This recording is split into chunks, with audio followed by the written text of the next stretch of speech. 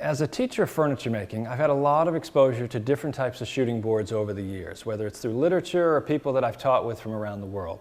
All of them have their pluses and minuses. What I've done is gone through each of these and found out what's valuable to me and try to consolidate it into one board that I keep under my bench and I use it all the time.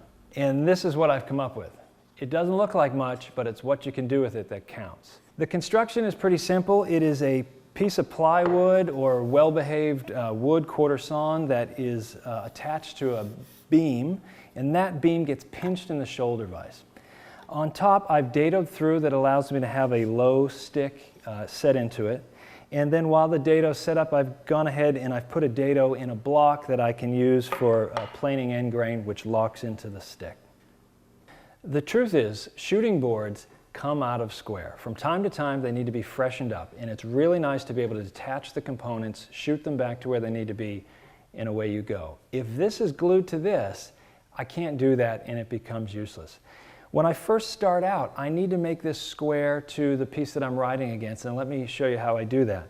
I've done the best I can to ensure that this is let in square to the base of the board, but if it isn't, I'll do this. I'll check it for square, and I'll note which way it's off. A little in the back, a little in the front. Then I'll take the beam off, and I will plane it true. This one's true, so I'm not going to do that. So, a little bit high here, a few step shavings, and then I recheck until I get it square. It's also good practice. If you're going to be shooting with a shooting board, you've got to get good at using your hand tools in conjunction with it. Once that's square, I'm ready to go. Let me show you the first way that I use this. Planing against a single dog can be twisty, and so I find sliding it down to the end of the shoulder vise makes a great, simple planing stop.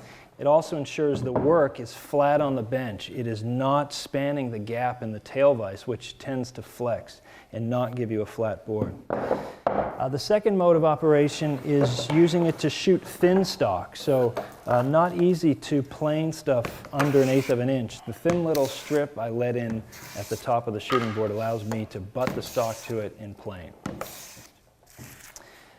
The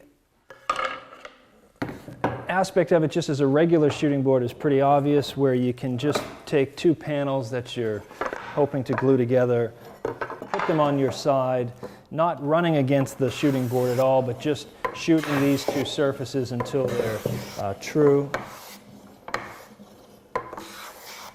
And if your plane is ground square, will give you a nice square result here. The planing stop that we fit earlier is fitted each time, and it is flushed each time. So I know I've got a 0 tolerance throat. So I've got this set in place. It's just fractionally proud of the surface. And now I come along with my plane, and I'll shoot that till I know I've got an exact 1-to-1 relationship. And now I can plane off the end grain of stock without breakout.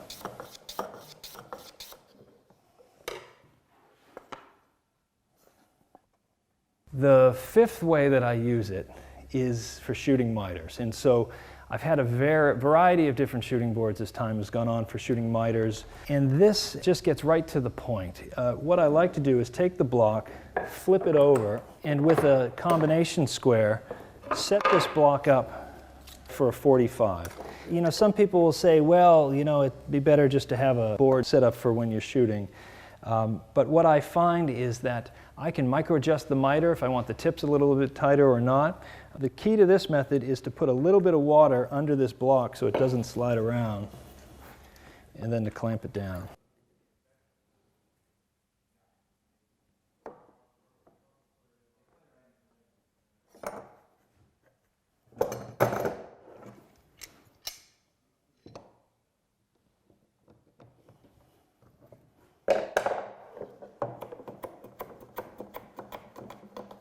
And with that planed off, now I can shoot a miter with no tear out, and I've got the ability to get it exactly how I want it.